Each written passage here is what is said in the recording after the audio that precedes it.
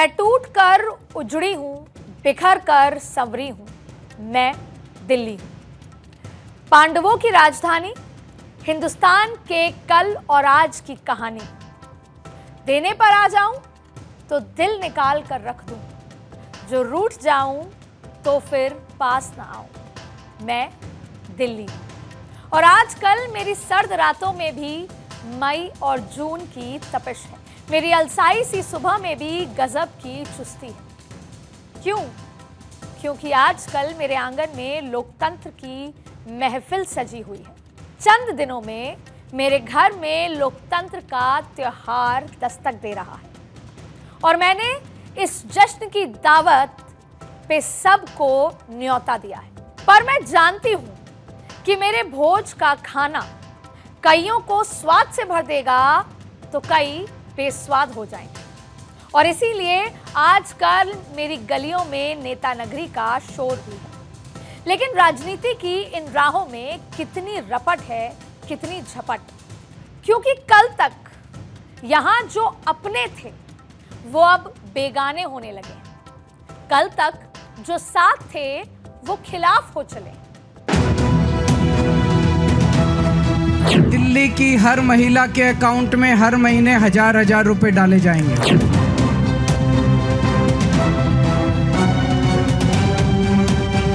आज दिल्ली के बुजुर्गों के लिए मैं संजीवनी योजना का ऐलान करने जा रहा हूं। हमारे जितने बुजुर्ग हैं उन बुजुर्गों का पूरा इलाज फ्री करवाया जाएगा। इसकी चुनाव के बाद हम योजना लेके आएंगे, योजना पारित करेंगे।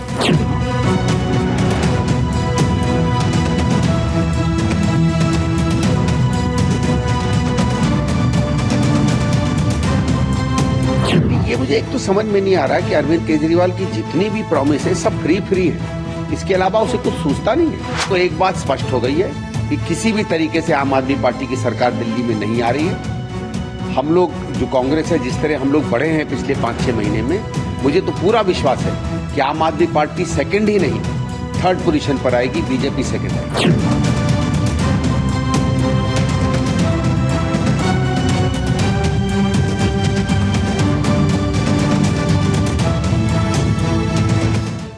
के अंदर केजरीवाल को अगर सही मायने में एक शब्द से उसको डिस्क्राइब करना हो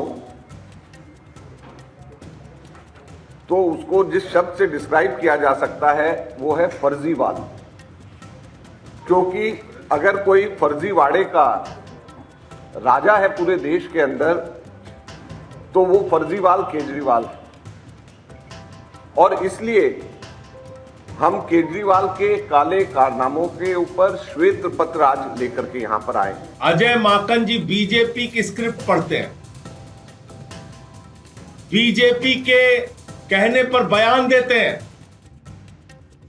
बीजेपी के कहने पे आम आदमी पार्टी के नेताओं को टारगेट करते हैं। उन्होंने सारी हदें पार करके सबसे लोकप्रिय नेता अरविंद केजरीवाल जी, जो हमारी पार्टी के अगुवा हैं, उनको कह रहे हैं एंटी नेशनल है केजरीवाल। सुन लिया आपने, ये वो हैं जो कल तक सियासत में साथ जीने मरने की कस्में खा रहे थे, पर आज विधानसभा का दंगल है तो जुबान पर शोले खुद ब खुद आ गए।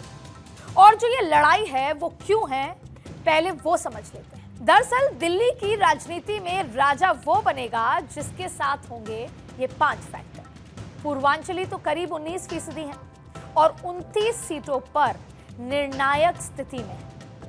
दलित वोटर जो करीब 17% हैं और इनके लिए 12 सीटें आरक्षित भी हैं। इसके अलावा 22% पंजाबी, 18% जाट वोटर और करीब 15% मुस्लिम वोटर है, जिनका असर दिल्ली की 11 सीटों पर साफ तौर पर है। अब कहने की जरूरत नहीं कि जिस पार्टी ने पूर्वांचली वोटर्स के साथ दलित वोटर्स या मुस्लिम वोटर्स को साध लिया, सरकार वही बनाई। और इसीलिए आजकल कांग्रेस और आम आदमी पार्टी एक दूसरे के खिलाफ हो गए। और हो भी क्यों ना, आखिर राजनीति है, सत्ता तो सबको चाहिए और सत्ता तभी मिलेगी जब समीकरण सेट हो।